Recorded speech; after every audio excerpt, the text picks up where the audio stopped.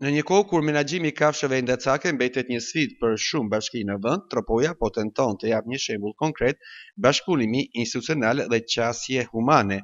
Bashkia Tropoj, në partneritet me Universitetin Bujqësor të Tiranës, ka nënshkruar memorandumin e bashkëpunimit për zbatimin e nismes Safe Pass Albania, një projekt që vendos në qendër mirëqenien e kafshëve dhe mbrojtjen e shëndetit publik.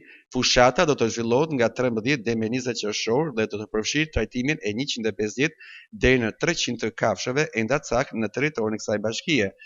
Gjatë kësaj periudhe, ekipet e specializuara veterinare të mbështetura nga stafi akademik dhe studentë të Universitetit Bujqësor do të realizojnë ndërhyrje të koordinuara veterinare.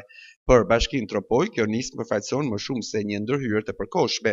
Ajo shihet si një hap drejt ndërtimit të një politike të qëndrueshme për menaxhimin e kafshëve endacake, duke kombinuar ekspertizën shkencore me përgjegjësinë institucionale.